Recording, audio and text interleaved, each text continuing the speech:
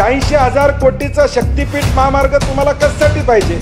ही जनतेची फसवणूक नाही का सभापती महोदय? की निवडणुकीच्या आधी तुम्ही एक बोलता, वटहुकूम काढता. 12 तारखेला मोर्चानं ते किमान 10,000 लोक या विधान भवनावर या ठिकाणी येणार आहेत. 90 वर्ष या रस्त्याला टोल कायमपणे या ठिकाणी लागला. 86,000 कोटीचा रस्ता करून 27,000 शेतकऱ्यांना उघड्यावर टाकण्याचं काम या ठिकाणी करू नका. राज्यामध्ये प्रकल्पाच्या माध्यमातून काहीतरी विकास करतोय असं एक वातावरण केलं जात. समृद्धीची चर्चा होते, परंतु समृद्धीचा 2 वर्षातला टोल 500 कोटीच्या वर गेलेला नाही. 500 कोटी जो टोल अपेक्षित होता तो समृद्धीला मिळालेला नाही, ही माझी माहिती आहे. मग अशा पद्धतीचे रस्ते जे वायबल नाही आहेत, 86,000 कोटीचा शक्तीपीठ महामार्ग तुम्हाला कशासाठी पाहिजे? 28 वर्ष याच्यावर टोल लावला तर किमान 3,000 कोटी रुपये दरवर्षी मिळवायला पाहिजेत आणि 60 लाख वाहनं या रस्त्यानं गेली पाहिजेत, तर 28 वर्षात हा रस्ता टोल मुक्त होईल. 90 वर्ष या रस्त्याला टोल कायमपणे या ठिकाणी लागणार. नागपूरवरनं ज्याला गोव्याला जायचं तो विमानानं जाईल, तुला गाडीनं जाणाऱ्यांची संख्या किती आहे? आज देखील समृद्धीवरनं आम्हाला अपेक्षा आहे की आकडेवारी जाहीर करा. समृद्धी तयार झालाय, चांगला प्रकल्प आहे असं आपण गृहीत धरूया, काय हरकत नाही. कनेक्टिव्हिटी झाली पाहिजे याबद्दल दुमत नाही, परंतु आज त्या रोडचा वापर किती लोक करतायत ही आकडेवारी उद्याच्या भविष्यकाळात येणं गरजेचं आहे. रत्नागिरी नागपूर सभापती महोदय रस्ता आहे, एक्झिस्टिंग हायवे आहे, तो असताना शक्तीपीठचा अट्टास का? नांदेडमध्ये त्याचा विरोध या ठिकाणी चालू आहे, सगळ्या जिल्ह्यांमध्ये त्याचा विरोध चालू आहे.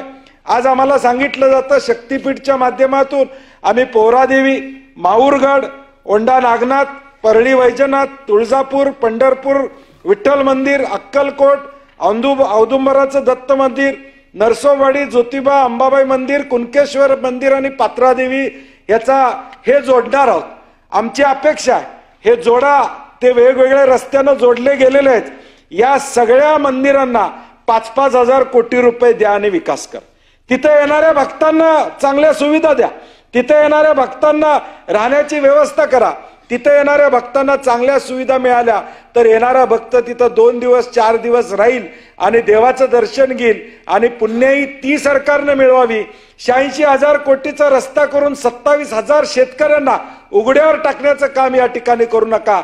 या राज्यातल्या शेतकऱ्यांच्या जमिनी ऑलरेडी रत्नागिरी नागपूर हायवेवर गेलेल्या आहेत. सोलापुरातल्या लोकांच्या गेल्या, परभणीमध्ये याला विरोध आहे, नांदेडमध्ये याला विरोध या ठिकाणी, सांगलीमध्ये या ठिकाणी विरोध आहे, कोल्हापूरमध्ये हा रस्ता रद्द करणार या पद्धतीची भूमिका निवडणुकीच्या आधी घेतली. निवडणुकीच्या आधी वटहुकूम काढला आणि हा रस्ता रद्द झाला म्हणून सांगितलं. आता निवडणूक झाल्यावर मात्र सत्तेतले आमदारच त्याच्यासाठी बैठक घेतात आणि हा रस्ता आम्ही करणार म्हणतात. मग ही जनतेची फसवणूक नाही का? ही जनतेची फसवणूक नाही का सभापती महोदय? की निवडणुकीच्या आधी तुम्ही एक बोलता, वटहुकूम काढता. 2 मंत्री या कोल्हापूर जिल्ह्यातले सांगतात शक्तीपीठ होऊ देणार नाही, 2 आमदार सांगतात की आम्ही या ठिकाणी होणार आहे, दुसरे 2 महायुतीतले आमदार लेखी देतात की हा शक्तीपीठ मार्ग आम्हाला नको आहे, तरी तो राज्यपालांच्या अभिभाषणात येतो. याच्यासारखं दुर्दैव कुठलं या ठिकाणी नाही. आणि म्हणून आमची विनंती आहे सभापती महोदय तुमच्या माध्यमातून, हा शक्तीपीठ मार्ग गरजेचा नाही.